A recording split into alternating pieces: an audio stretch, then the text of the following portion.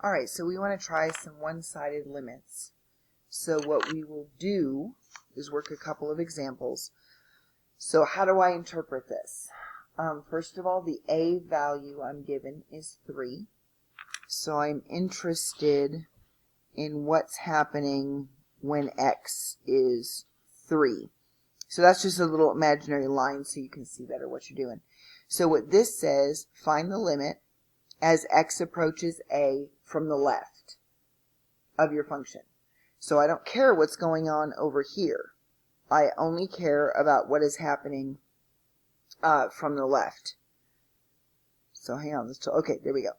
This, when you see this on your screen, that's not going to be part of the graph. That's what just threw me off. That's going to be showing you, it's just drawing a line so you can see where it lines up better. Alright, so as I come at this thing from the left, that means I'm going to come up to here, and then where does it hit? It hits a y value of 3. So on this side, coming from the left, your limit is 3. This says, what is the limit as as x approaches a from the positive side or from the right? So as I approach my target vertical line or my target x value from the right, I find out that it's approaching 5. And that's why that little line is there, just to make it easier to see where it lines up to. So then your final question is, all right, fine, what's the limit? Well, does 3 equal 5? 3 does not equal 5, so the limit as a whole does not exist. The left side limit and the right side limit both do, but if you just say, hey, what's the limit, it does not exist when x is tending towards 3. So let's try another one. We have, so again, and I should probably point out at this point that there's an infinite number of places where I could take the limit, but we're really only interested in where some cool stuff happens. In other words, I could take the limit when x approaches 1. So this is telling me to use 2. But I could do it when x approaches 1, and nothing really interesting happens there, so why call our attention to it? Because it's just going to be 1, right? So we want to call our attention to the places where cool stuff happens. So what this says is what is the limit as x approaches a from the left or from the negative side. So again, we're not using 1, we're using 2. And then here's my little attention getter right here.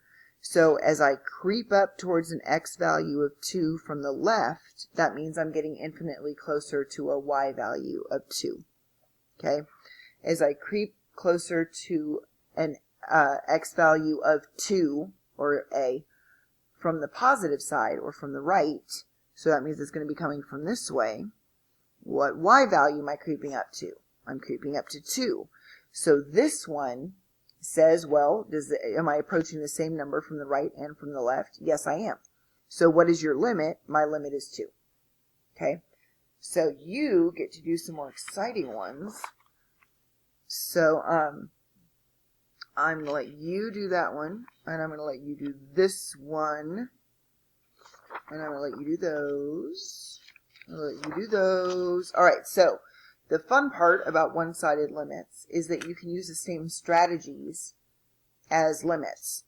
So it says find the indicated one-sided limit. Make sure you're not reading that as a -1. That's x approaches 1 from the left. So my question is there anything prohibiting me from direct substitution? So this is just a line. So it's going to give me the same answer whether I come at it from the left or the right. So I can use direct substitution. So I'm going to shove in a positive 1. So 9 times 1 is 9 minus 2 is 7. So in this case, the one-sided limit really doesn't affect my answer. Okay, so he's just a 7. That was lovely. All right. So on this one, it says as x approaches 0 from the left. Okay, so now I notice something. First of all, my attention is called to the fact that I've got a variable in the denominator. So if my denominator goes to 0, that means the entire thing is undefined. So, well, let's use direct substitution. 1 over 0 is undefined. So I need to find the limit. I need to figure out what's going on. So what happens if I come at it from the left? Okay. Well, I do recognize that direct substitution is going to give me a 0, but I want you to see something else for a second. Okay, this is a graph I drew before, which is really a trashy picture. But as I come at 0 from the left, this tail goes down to negative infinity. As I come at 0 from the right, this tail goes up to positive infinity. So that's another reason that we use one-sided limits, is because sometimes the tails will go in different directions. Okay, but in this case, 1 over 0 is undefined. And if it doesn't work, I'm supposed to say d/any. So this is, it does not exist. Okay. So now what am I going to do? Find the indicated one-sided limit. So once again, if I can use direct substitution, I should be good to go. So I'm going to shove in a 4. So 4 plus 3 is 7. Over, shove in a 4, and I get 16. And then minus 16. Okay. 16 minus 16 plus 7. So I get 7. Well, 7 over 7 is 1. Okay. So something kind of cool that we should note here is something I'm not going to note right now because it doesn't work on this one. Never mind. All right, so here we go. We have find the indicated one-sided limit.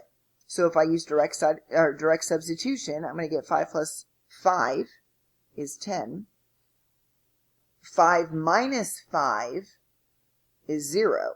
Well, 10 over 0 doesn't exist, okay, because I'm not allowed to divide by 0. Okay, and now I got a couple of issues going on. So now I have a variable in the denominator, but I also have a radical. So remember, an even root, I want to avoid everything underneath going negative. Otherwise, I'll end up in imaginary number land. So can I shove in a negative 2 and be okay? So what is negative 2 plus 2? Well, negative 2 plus 2 is 0, and the square root of 0 is 0. So my numerator is 0. Let's just make sure the denominator doesn't go to pot as well. So if I shove in a negative 2 squared, which would be negative 2 times negative 2, is 4, plus 1 is 5. So 0 over 5 is an answer. I'm allowed to have 0 as a numerator. So he's going to be 0. 0 divided by 5 is 0. Now, this also tells you, because if I came from negative 2 from the left, that would be numbers like negative 3, negative 4, negative 5, and that will take you where it doesn't exist. So that's my initial picture from the introduction on this, is that you got to be careful with your radicals. Okay, so my initial picture, I've lost my initial picture, was when I was drawing the square root of x. And remember, if I came at it from the left side, I wouldn't be able to say that it existed, because there's nothing for me to look at coming from the left side. Okay, so that's what that means. All right, so let's do a couple more. We're going to talk about some discontinuities. So tell me, first of all, we should recognize that this is a piecewise function. And that is a fancy way of saying I have a function that's made up of pieces. Okay, so I've got a top part, which is x squared plus 1, and you should recognize that x squared makes a parabola. The bottom part is 0. So when does this thing look like a parabola? It looks like a parabola everywhere in its life except for when x is 0. Okay? Well, what does it look like when x is 0? It looks like 0. Okay? So this picture shows you a parabola, and when it hits 0, there's an open circle there, meaning I can't do that, because this thing, I'm not allowed to use 0 for the parabola. And then all of a sudden I start existing again. Well, what happens if x is 0? If x is 0, then the y coordinate is 0. So now I have a point right here. So the question is, I would like to know if this thing is continuous or not. So I can draw my picture the whole way down, but as soon as I get to here, what do I have to do? I've got to pick up my pencil, drop it down, and draw this point, pick up my pencil, and then start drawing again. So there is a discontinuity where, okay, I had to pick up my pencil when x was 0. So that's where you have a discontinuity, or that's where your function is discontinuous. Okay, so the question is, does the limit exist? What's going on here? So what is the limit as this function approaches 0? What am I approaching from the left? I'm approaching 1. What am I approaching from the right? I'm approaching 1. So the limit exists. But the limit and the value are two different things. So the limit would be 1 because that's what I'm creeping up to.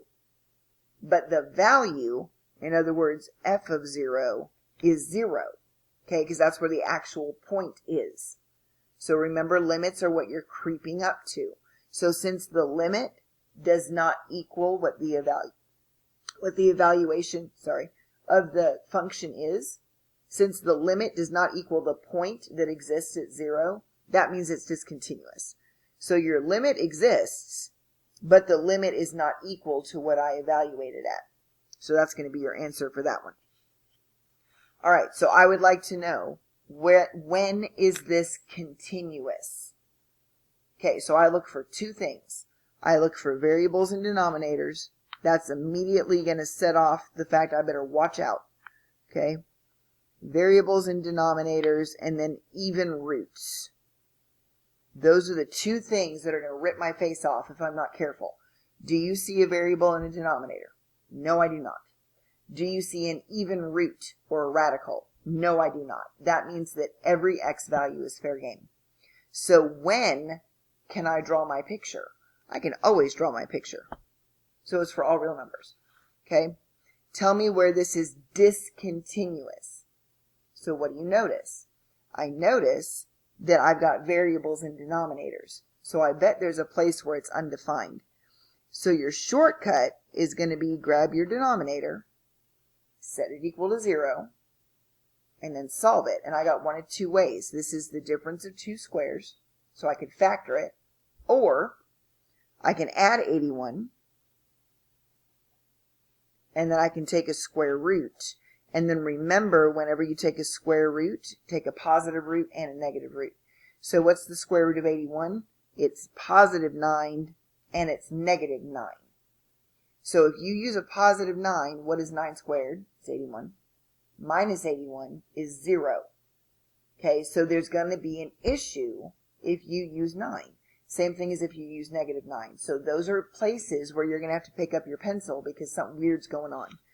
So at negative 9 and at positive 9, you have discontinuities. So be careful when you're reading through these things. When is it continuous? Okay, it's continuous everywhere I want to draw the picture. If it had said, where is it discontinuous? Well, never, because I can always draw the picture, okay, without lifting up my pencil. Down here, it's asking for discontinuities. So be careful of how it's phrasing the question. Okay, this one is already factored for you. So where are you going to have a discontinuity? Where are you going to have an issue? I'm going to have an issue if x is 7, because 7 minus 7 is 0, and 0 times whatever that is 0. I'm also going to have an issue when x is 8. So you'll have two issues at 7 and 8. Okay? So that means you can do this one, and that means the last couple are just going to be how to interpret graphs. Okay? So you want to read number 17 and figure out how to interpret this graph. This is what Michael is doing when he's trying to solve a problem doing a math quiz. So the longer he spends from here to here, his understanding increases. Then what does his understanding do? Kind of flattens out. Then what does his understanding do? Holy cow, I get it. Okay? And then he ends up working out the problem until he gets a what? Okay, so you're just interpreting the graph. And then for the last one, you're going to do the same thing. Okay? So you're going to go, where is this thing discontinuous? Where do you have to pick up your pencil? Well, I got to pick it up here at 40. Got to pick it up here at 70. Okay, because from here to here, I can draw it all day long. So you're just going to make a list. Okay, and that means we only have one practice session for this one instead of two. And that ends this video. So you are done with 2.5.